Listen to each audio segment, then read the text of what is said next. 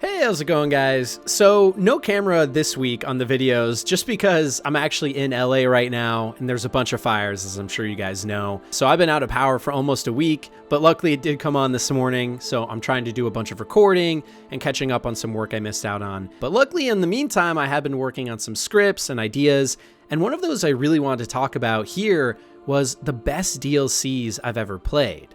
And that's because usually by the time studios are working on DLCs for their main games, they can start to experiment more, try ideas that didn't fit within the full game or they weren't able to get to, and really just make ideas come to life that they might use in future games or would otherwise never be done because they're too risky. So without further ado, here are the best DLCs I've ever played and why you should play them too. So first up, we have not only what I think is the most underrated DLC of all time, but also it's a DLC for a game that I also think is the most underrated game of all time, and that's Prey Mooncrash. You see, when Prey originally released back in 2017, it came out to a lot of really bad reviews, but over time as more and more updates have come out and more people have played, it kind of has a really big cult following of people like myself who think it's the greatest immersive sim game ever made and something really special. But even within this niche community, so few people have actually played the Prey DLC, Mooncrash, and that's such a shame because I can personally say that it is one of the most interesting, unique, and genius forms of game design I've ever seen. You see, what makes the base game of Prey so special is just how many ways you have of solving different problems. For example, with the glue cannon, you can freeze enemies, make makeshift bridges, or get yourself into hard to reach places. And every bit of design in the game is like that. Every gadget you have, every power-up, every enemy has so many different ways to tackle it that it makes it really engaging to play moment to moment. But in the case of Mooncrash, it takes this formula that I love so much and just makes it better. And for those of you who haven't played, what Mooncrash is essentially you're going onto a moon base and going through a simulation over and over again in order to try and get multiple different people evacuated off of the moon all in one run. And while this doesn't sound very hard on paper, the difficulty comes in from the fact that the longer the simulation goes on in any run, the harder and harder it gets. For example, if you take 20 minutes trying to get your first operator off of the moon by, say, taking a shuttle, then you're going to be way behind, and the enemies you face with your future operators are going to be much more difficult. But this interesting design only gets better because each and every operator, of which there are 5, have their own skills and abilities, own upgrade paths that you'll keep and persist between runs. It's just such interesting game design, and it really makes you think every moment you're playing this game. For example, there might be a way to escape off the platform behind a locked door, but you can't actually unlock that door with your current operator. However, maybe using the engineer, for example, would allow you to lockpick through that door or hack a station nearby in order to get in. So if you play as that operator first and unlock the door, then on future runs, another operator can come in and get into the room in order to escape. So that means on top of the already interesting design of Prey itself, with all of the different gadgets and ways to use them, you now have to account for not only time, but all of the different powers spread between different operators and how you're going to use them step by step in order to solve what is really just a big puzzle with tons and tons of ways to solve it. And this all works because between runs, you can actually spend your sim points, which you earn between each run depending on what you do, whether you escape or achieve accomplishments. And you can use these points to buy items like guns or stun darts that will then persist into future runs. Meaning that while you might start out really weak with no idea what to do, as you keep playing more and more, you'll become more powerful not just through knowledge of the game, but by buying things you can use in future because of what you've learned.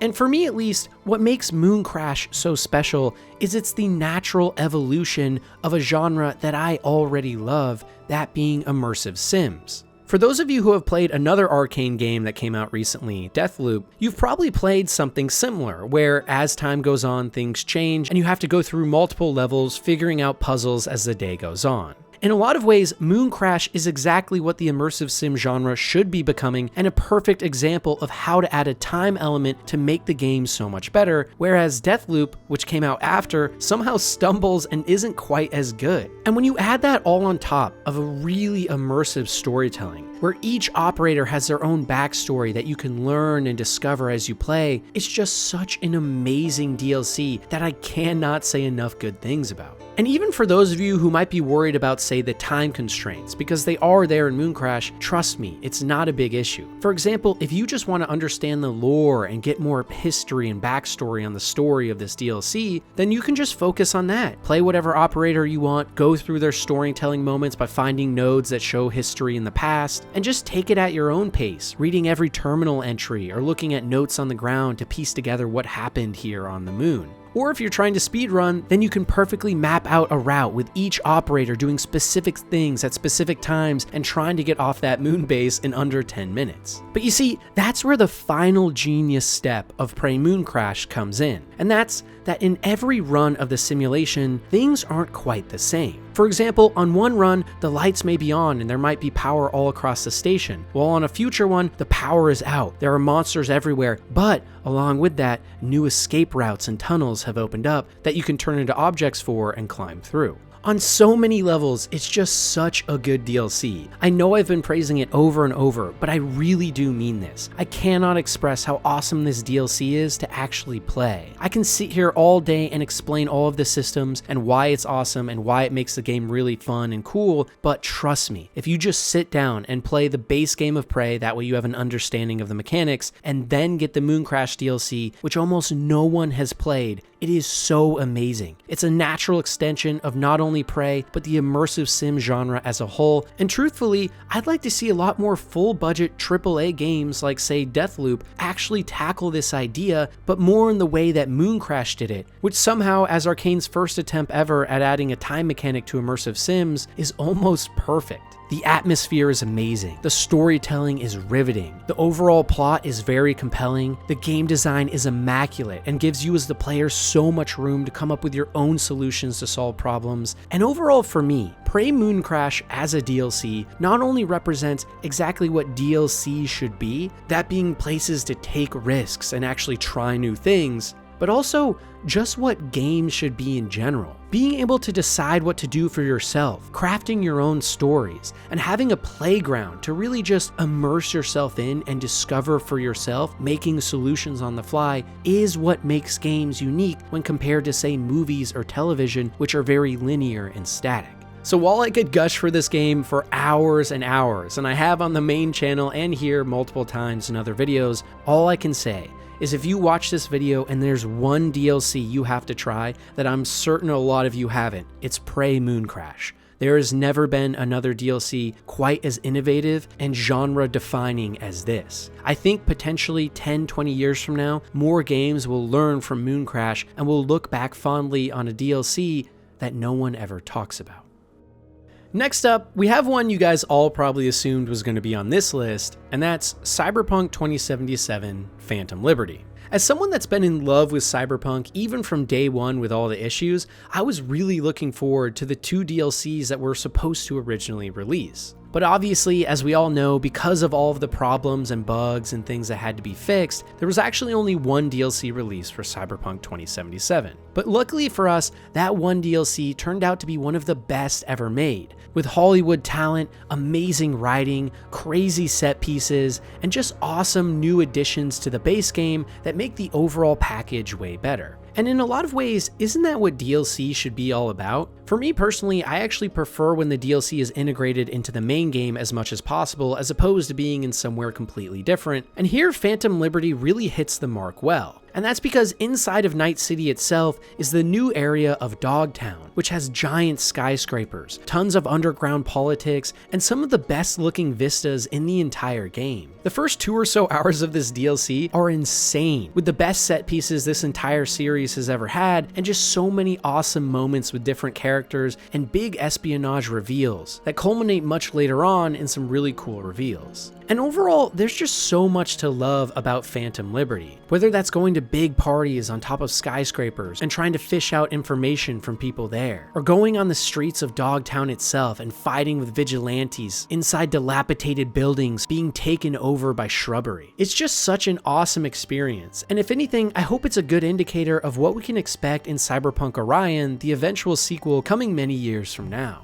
The characters like Songbird and Solomon Reed are really deep and interesting, where it's not so black and white where they're good or bad, Both of them have their own view of things and how to tackle them, and there's some really big moments in this DLC where you can side between either of them and it will completely change entire sections of the story and what you do. For example, there are multiple endings to Phantom Liberty, and they play out in completely different areas with completely different styles of gameplay and moments that you'll have to go back and replay to really get the experience that everything Phantom Liberty has to offer. And on top of that, I feel like this DLC just has some of the best side content in the entire game as well. Whereas in the base game of Cyberpunk, most of the gigs and side gigs were pretty interesting, every single one in Phantom Liberty is deep, with multiple opportunities for choice and consequence. Unique and varied locations unlike anything else you see in the base game, and really well-written dialogue and lore and world-building pieces that bring you into the world more than even the base game tried to do before. So while I'll personally always have a soft place in my heart for the base game of Cyberpunk 2077, and I do personally think I prefer the characters there like Judy, Panam, and Johnny, Phantom Liberty as a game is just an improvement in almost every way upon the base of Cyberpunk 2077 and shows us what we can hope to expect in the future for this series as a whole. That being amazing side quests like The Witcher, a really riveting and deep main story with a lot of cyberpunk themes and intrigue,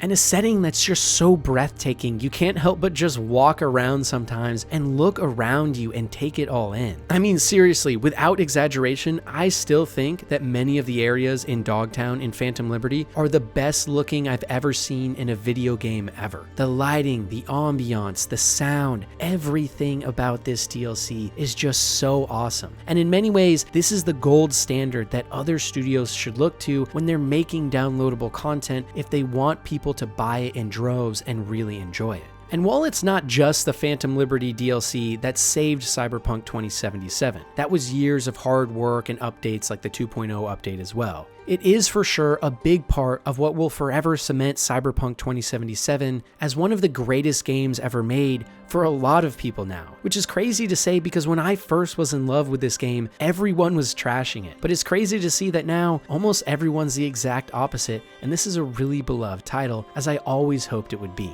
But regardless, if you haven't played it already, Phantom Liberty is just more of Cyberpunk 2077, but even better, with so many awesome improvements and cool set pieces that I highly recommend you guys check it out.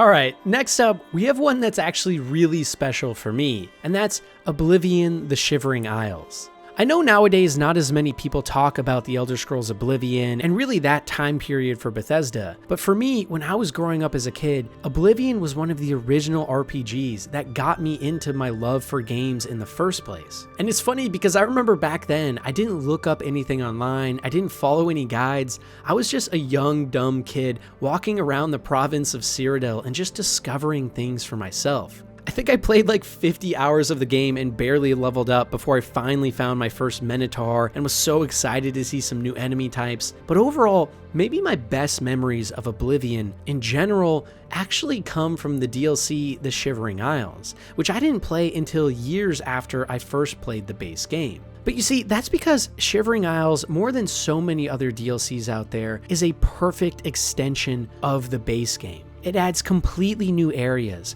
really wacky and zany encounters that you usually don't find in the base game, and just so much awesome storytelling and writing in an entirely new environment that's unlike anything you've seen before. In a way, I could say it's more Oblivion, but just better, but in an even bigger way, it's actually something completely new, say more akin to Morrowind and its alien environments, and that's just such a breath of fresh air in Oblivion. Because while I do love The Elder Scrolls Oblivion, it's probably my favorite Bethesda title ever, mostly due to the nostalgia I had playing as a kid, it does get kind of samey after a while. Everywhere in Cyrodiil is rolling hills, big forests, and caves with goblins and bears. But in the Shivering Isles, it is so different. There are so many awesome locations. You see mushrooms that reach into the sky, strange color palettes, and monsters that you've never heard of before. And Sheogorath himself, the main protagonist of the DLC, is just one of the most interesting characters in Bethesda history, who can at times be very evil, but the next second super comical and lovable.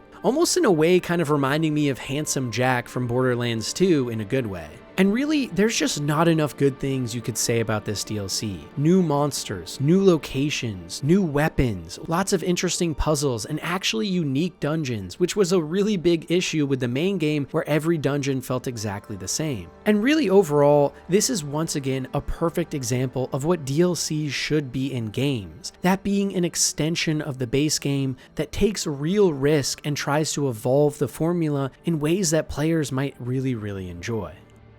What may come as a surprise to a lot of you guys is that I've never actually been that into Warhammer 40k. It's a really big sci-fi series, and because of that, you would think I love it, but I just never got into the lore. But I have to say, that all changed when I played Warhammer 40k Rogue Trader for the first time. And that's because this universe has some of the most interesting lore and world building I've ever seen in sci-fi. It's so expansive with so many different corners of the universe, all with their own histories, peoples, and cultures that are constantly at war with one another, with so much conflict and intrigue always popping up everywhere. And one of my biggest surprises of last year when playing Rogue Trader for the first time was just how much I adored this game and the setting. But maybe even more surprisingly, the Void Shadows DLC, which also came out last year, makes the entire package not only better, but is a perfect, shining example of how DLCs should be. And what I mean by that is, while most DLCs seem to kind of feel like their own thing. For example, I talked about the Oblivion Shivering Isles and Prey Mooncrash here, both of which I love, but they're both kind of really disconnected from the main experience of the game. But Void Shadows for Rogue Trader couldn't be any different. Throughout each and every act of the base game, you will be getting new quests that integrate seamlessly into your experience, along with a new companion that throughout the entire runtime of even the base campaign constantly adds new dialogue and banter between you and your companions, and elevates each and every scene. So much so that replaying this game now with the Void Shadows DLC, there's certain moments in the main story where the new mechanics and companion are so integral that I struggle to remember how they even played out before without her. And when you add that in with new combat styles, lots of new power-ups and ways to spec your characters, and tons of new environments with new enemies and lore dumps that are so fascinating, this is just everything a DLC should be for most games. It's not only by itself some of the best content in the entire game, but it elevates every single other part of the game around it. It makes acts that otherwise felt a little too short feel just right. It makes acts that otherwise were awesome even better. And if I'm being honest, I think Cabela, the companion for this DLC, might be my favorite companion in the entire game. She has a really well-written arc that you can have a huge effect on, and in combat, she's absolutely crazy with an entirely different playstyle unlike anything else that was in the game before. On top of this too, some of the twists and turns in the story of Void Shadows are absolutely amazing, and introduced me to now some of my favorite bits of lore from the Warhammer canon that I didn't even know about, with certain enemies and different forces that are so interesting and powerful that you'll be reading about them or watching YouTube videos for hours after beating the DLC, just because you need more and more of a fix of what is otherwise so awesome in the main story of this downloadable content. And I won't spoil what that is here, but trust me, even if you're not a fan of Warhammer 40k, discovering what's on offer here in Void Shadows will definitely make you one.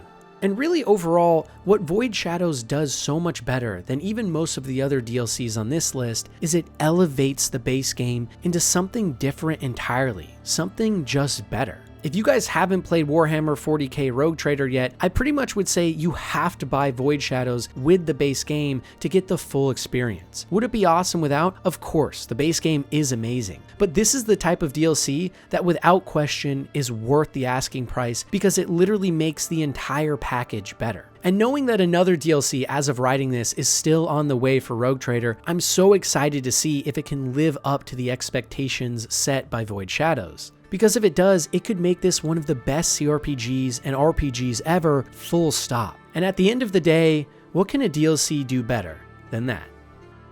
Outside of Warhammer though, another really gritty series that has some amazing DLC is Dragon Age, and specifically Dragon Age Origins Awakening DLC.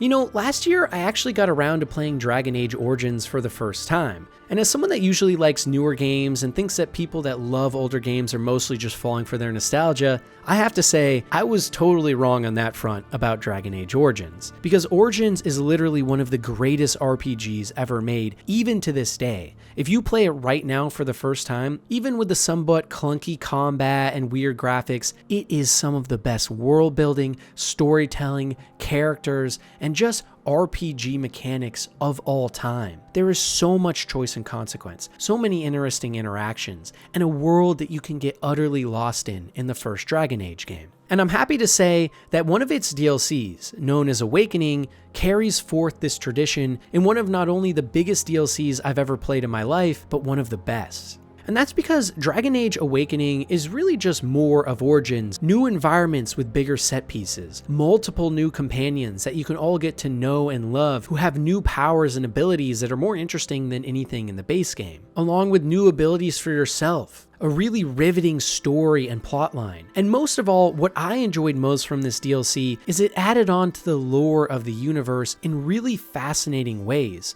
with some of the biggest reveals to this day, even all the way up to Veilguard, being from this Awakening DLC over a decade ago. And really, it's once again just the final piece of content we got for what I wish Dragon Age stayed as, that being a gritty, dark, medieval fantasy world that has so many interesting ideas that all commingle together and don't get so lost in the teen angst of it all like we see in a lot of the more modern titles. If you haven't played it already, I highly recommend not only Dragon Age Origins, but especially if you're going to get one of its many DLCs, get Awakening. You'll easily get your money's worth with hours and hours of new content, an entire keep you can go to and talk to all of the people there and manage the ongoings along with buying new gear, and multiple new zones that are all very unique and much more fleshed out and well designed than the base game. In fact, one of my main issues with Origins, the base game, is that a lot of the environments are samey and not well designed. They feel more like corridors to just get you to the next story beat. But in Awakening, you can see that BioWare took that feedback to heart, because the places you go are a lot more fleshed out. They seem realistic. There's multiple paths to different areas. And on top of all of this, you still have so many points for big moments of choice and consequence. Consequences that really matter, that totally affect not only how this DLC ends,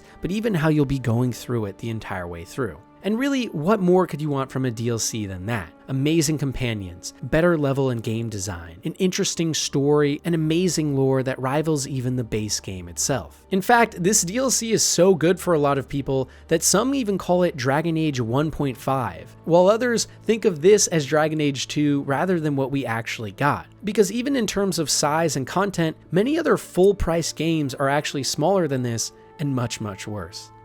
So as you guys know, I really like immersive sims, so naturally I played the entire Dishonored series. But funnily enough, I never actually got around to playing what some people would call a DLC and others would call a standalone. It's kind of hard to say, but nonetheless, I've never got around to playing Dishonored: Death of the Outsider. Because you see, while this game is technically a standalone expansion pack for Dishonored, a lot of people kind of consider it its own game too, so I know some of you watching will say this isn't really a DLC, but for me, I definitely consider it one because it is shorter than most of the base games, and it does kind of feel like its own separate Dishonored 2 package. Regardless though, Dishonored: Death of the Outsider might actually be my single favorite bit of Dishonored content in general. Because while I love this story and just gameplay on offer in the first game, and while I think the second game has so many genius levels, like the Clockwork Mansion with so many cool ways to tackle them, if I'm being honest, something about Death of the Outsider just made it the most fun for me to actually play. It felt like the studio was just having fun, with multiple different levels and new powers that I hadn't really experienced in the Dishonored franchise before. And that all culminates in something that's a little more fast-paced than a lot of the other games, but also, like I said, I think my favorite bit of Dishonored content ever. You can really tell that Arcane was pushing the boundaries with this. And as we learned with Prey Mooncrash, apparently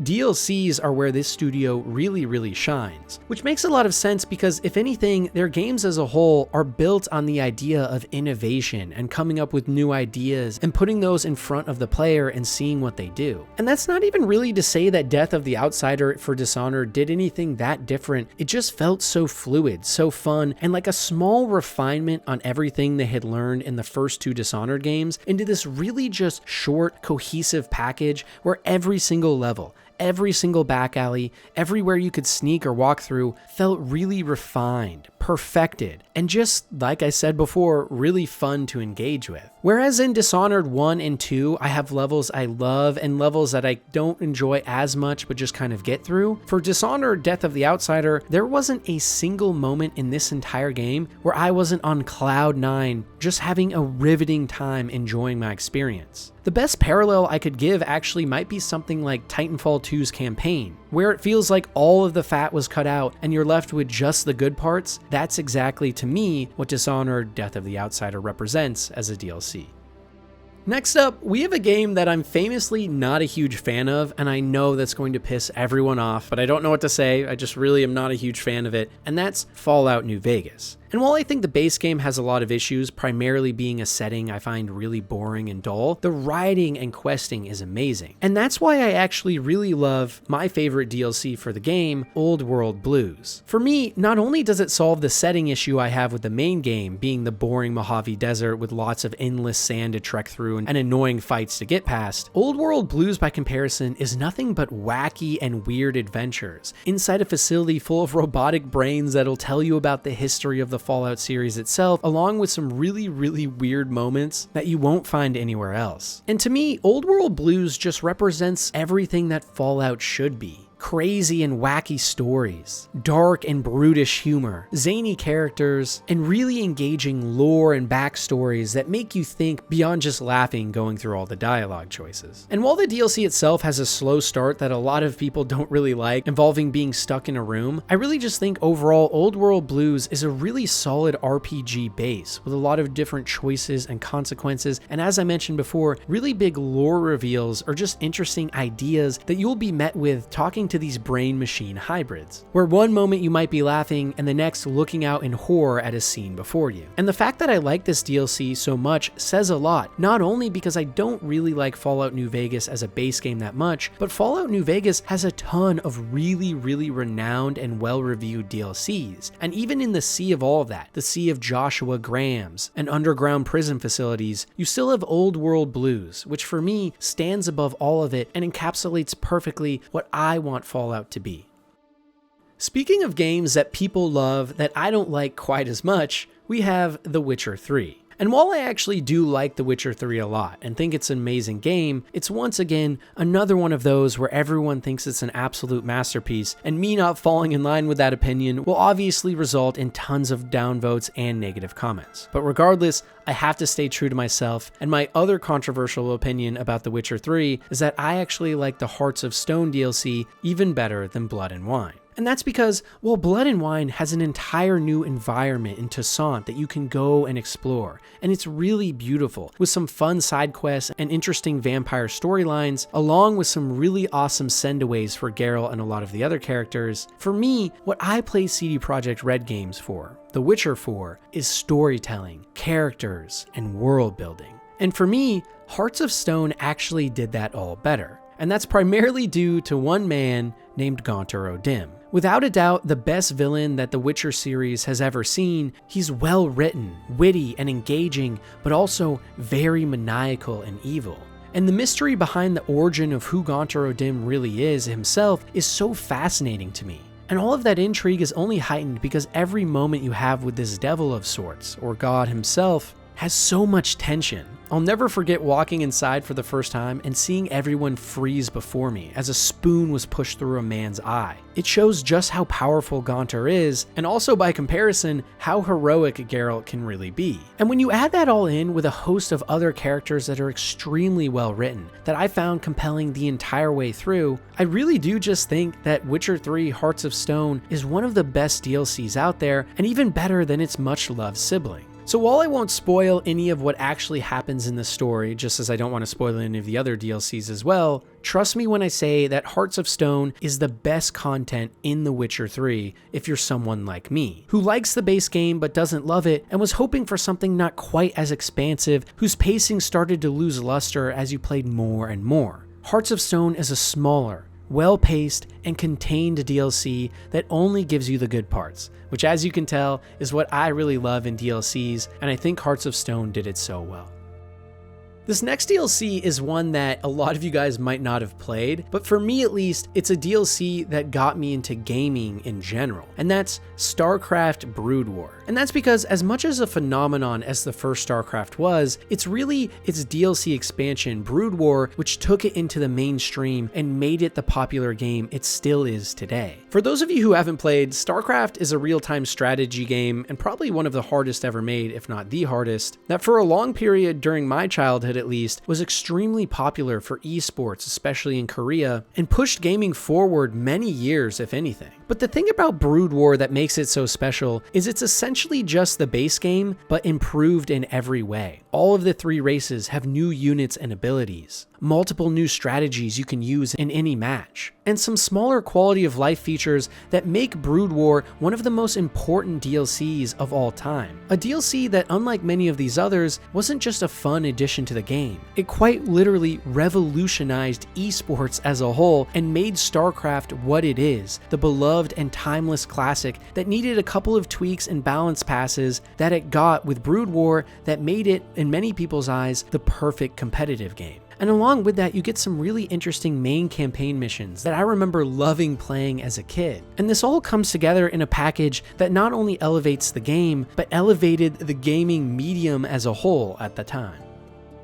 Another series I loved as a kid as well was actually Mass Effect. And while I'll argue till the day I die that Mass Effect 1 is actually the best Mass Effect, and Mass Effect 2 is the worst, at least of the original trilogy, it's the third game that I think has the best DLC, that being not Citadel, but Leviathan. Because you see, for me, while I did like Citadel, and it was fun fighting your doppelganger as Shepard, I found the DLC a little too lighthearted and whimsical, and it didn't really fit the theme for me of the main series and what was happening with the Reapers. But by contrast, Leviathan was everything I was looking for. Because for me, what makes Mass Effect special is the lore, the world building, the main story, the Reaper threat, and what these weird ancient machines even are. And from a DLC perspective, none do it better than Leviathan. An entire expansion dedicated to the history of the Reapers, their origin story, and adding so much background to what was otherwise a huge mystery that in some ways didn't really make sense by the end of Mass Effect 3 when it first originally came out. And on top of that, with Leviathan, you get some really interesting murder mystery-like levels where you'll be panning over office buildings wondering what happened, along with traveling to multiple different locations or even getting to go into a massive ocean. And this all culminates in some really awesome reveals that, for me at least, I've discussed in some other videos about theories I have on where Mass Effect could go next, and none of those theories would make sense without Mass Effect 3 Leviathan, which really pulled all of the lore together, made it make more sense, added some new and interesting mysteries, and just enhanced what was otherwise a slightly missing piece of a great package. And while I know so many other people will choose Citadel or Lair of the Shadow Broker, or so many DLCs across the 3 original games of the Mass Effect trilogy, for me, far and away, Leviathan is the one that stands tall, not only because it adds more content and interesting places to go, like many of the other DLCs, but because it fits the main theme of the series itself. And rather than just making something random to have fun with, really expands upon what made Mass Effect special in the first place. Another game I only got around to playing for the first time last year was Pillars of Eternity, and actually the entire series as a whole. And if you guys haven't heard me talk about it already, Pillars of Eternity for me is not only one of the best RPGs ever made, especially the second game for combat, but even more so the first game because of the amazing story it tells. The meaning and takeaways, the thought-provoking nature of this main story, and the world building with language and culture in this universe are some of the best I have ever seen in the entire medium. And it's because of that I couldn't get enough of this series, which meant, of course, I bought every DLC it has. And out of all of these, which I adore so many of, I absolutely love all of the ones, especially in Pillars 2, there's one especially great one, and that's the White March for Pillars of Eternity 1. This expansion pack of sorts is an entirely new zone that you get to travel to up north, which is extremely cold and foreboding, but along with it has entire new storylines, monsters, equipment, companions, and spells that you can use at your disposal that are some of the most fun in the entire series. You get to travel into caves with ancient mysteries to uncover, climb up mountains to the peaks to talk to the gods themselves, and overall, if I'm being honest, this is the best part of Pillars of Eternity 1 far and away in terms of just design, combat, and questing. The only reason I actually like the base game even more is because of that amazing main story and some really awesome twists right at the end that are mind-bending. But if you take that out, the White March DLC is actually maybe the best bit of content we've ever had in the entire Pillars of Eternity universe. Because while in a lot of ways I might actually enjoy the Pillars 2 DLC more, and they're more fun to play with more interesting enemies, the White March as an RPG is just everything that I think most fans of Pillars of Eternity were looking for. And there's a reason that it has such high reviews. It's just more of the same, but better. And I really hope that in the future, if a Pillars of Eternity 3 can ever come out, they take a lot of their learnings from the White March and what they did there in terms of design and questing and put that into future games. And finally, last but not least, is a DLC that I almost forgot about, and that's The Outer Worlds: Murder on Eridanos. And that's because, while I know a lot of people don't really like The Outer Worlds that much, I'm actually one of the people that really enjoys it. I only got around to playing it for the first time around a year or so ago when the definitive edition came out. And along with that edition, I got the 2 DLCs that came out for the base game. And while the first one is pretty good but has a lot of issues, I think that Murder on Eridanos is such a great DLC because it shows exactly why The Outer Worlds is such an awesome series, I think personally, and what it looks like when it's firing on all cylinders. The DLC itself revolves around an entirely new planet, where murder is taking place and you have to investigate all over to try and solve what's going on. And not only do you get to, by the end, make the choice on who you think the murderer is, whether or not it's actually true, but just this entire area is so awesome. There's giant pink and purple vineyards you can walk through with giant bees, strange robots you can talk to that will give you clues about the mystery and what happened with the murder, and some really good writing and plot devices that show why people love Obsidian in the first place. All set in the world of The Outer Worlds, which is known for its really funny and slapstick humor, which works really well in what is otherwise a very serious DLC. Because for me, Outer Worlds is at its best when it's not only funny and zany, but also serious, with some actual world building and interesting plot points like, say, a murder mystery that pull you in more than just laughing at weird characters. And if that's what you're looking for, then Murder on Eridanos is the perfect DLC. One that takes everything from the base game, all of the mechanics, and adds new things, new guns, new power-ups, new inventions that you can use in interesting ways in the environment to just enhance everything around you, on top of giving the player full agency to really solve this mystery themselves instead of just following a fully linear path. I can't tell you how much fun I had just sneaking around, lockpicking my way into different facilities and reading notes about what was going on to piece together this mystery, along with playing through so many of the side quests with really wacky and zany outcomes that just put a smile on my face the full way through. And if anything, that's why I love The Outer Worlds. It's one of those RPGs that I don't have to take too seriously, and what more can you ask than that? But yeah, those are my favorite DLCs I've ever played that I think you guys should play too.